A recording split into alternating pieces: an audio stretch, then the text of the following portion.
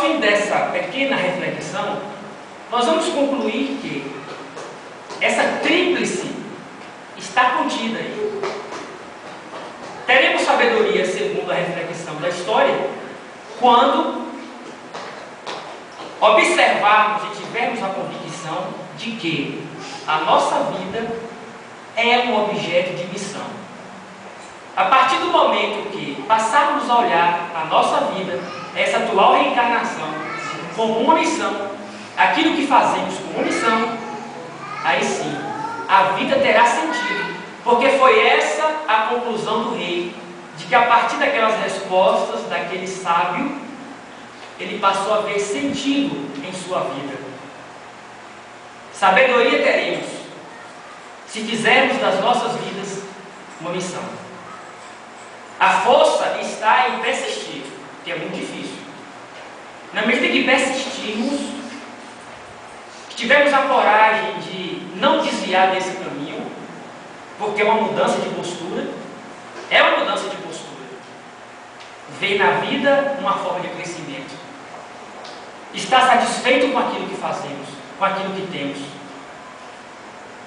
Então, vai exigir muita força. A força seria a energia moral do dicionário. E por fim, a beleza em contemplar e ter a oportunidade de exercitar a caridade. André Luiz, no livro Paz e Renovação, também nos dá algumas dicas. E são dicas excepcionais, porque vão nos causar reflexões acerca da vida. Por exemplo, diante da vida, diante do mundo, diante das pessoas, diante de nós mesmos, nós devemos disciplinar nossos defeitos. Devemos trabalhar honestamente e incessantemente. Sempre gostamos de repetir essas passagens de André Luiz, esta especificamente. Então seremos sábios, teremos força e seremos mais belos, porque a beleza é a consequência da sabedoria aplicada. Nós teremos a capacidade de não se indignar, de não se revoltar com a crítica, com a reprovação. Também, na medida em que atendermos aos conselhos que damos às pessoas, encararemos a vida de forma diferente.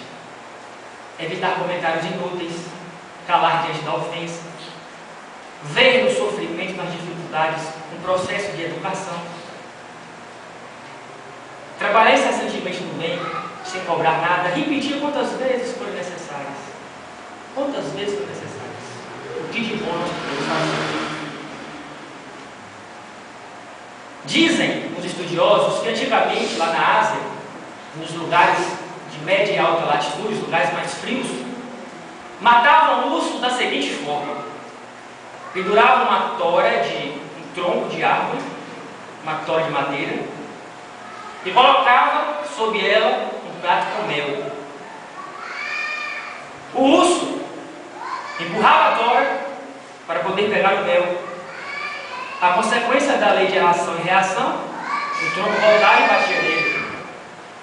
À medida que ele empurrava o tronco e o tronco voltava, ele ficava irritado, começava a empurrar o tronco com mais força. E o tronco vinha com mais força ainda. Causa e efeito, uma lei divina. E o urso não tinha e não tem, é óbvio, a inteligência para entender que ele deve usar uma outra estratégia, uma outra alternativa. Ele empurrava tanto esse tronco que até o tronco batia, ele caía e morria. O objetivo do urso não era morrer, era pegar o mel. E o mel representa o quê? O mel representa a felicidade, a paz. É o que buscamos. Muito bem. Esse texto ele chama Sabedoria do Bem, do livro Pensamentos para uma Vida, de Leon Tolstói. Então, o que é sabedoria do bem? O que é essa lição histórica sobre os ursos nos ensinam? De que nós devemos, usando esse exemplo, ao ter um objetivo, ao saborear a felicidade e usufruir da paz, nós não devemos empurrar, agredir, forçar os nossos obstáculos. A natureza está aí, é uma lei divina. Então, o que fazer? Revidar o mal? Se formos xingados, devemos xingar também? Não. Devemos encontrar uma alternativa para não causar o mal. Devemos também pensar 2 vezes antes de agir, meditar sobre a resposta, usar da sabedoria do bem, refletir, ser mais compreensivo, compassivo. Tá. E onde está a sabedoria aí? Nessa lição aí do urso da antiguidade, que matava os ursos dessa forma, com esse método. A sabedoria está em pensarmos uma forma de lidar com as pessoas difíceis, de lidar com aquelas coisas que não podemos mudar, com as dificuldades, com os problemas, representadas aí metaforicamente pelo tronco da árvore. E o mel? O mel representaria justamente a beleza, a retribuição. Mas antes da retribuição, nós precisamos usar a força. Mas devemos usar a força com cuidado, porque a força pode vir em direção contrária e nos prejudicar. Então, devemos ter a força para usar da persistência e da sabedoria para empurrar o tronco, conviver com as situações difíceis e, ao mesmo tempo, puxar o prato de mel, que representaria uma vida mais significante, sem muitos tormentos. É mais ou menos nesses termos. Sabedoria, muitos de nós até temos. Lemos, vamos a palestras, entendemos muitas vezes a doutrina espírita. Se fizermos concursos, provas, seríamos inclusive doutores na ciência espírita, na filosofia, na religião. Muitos de nós temos saberes. Porque o saber orienta, o saber governa. Nós temos que entender, nós temos que conhecer para praticá-los. Mas é necessária a força.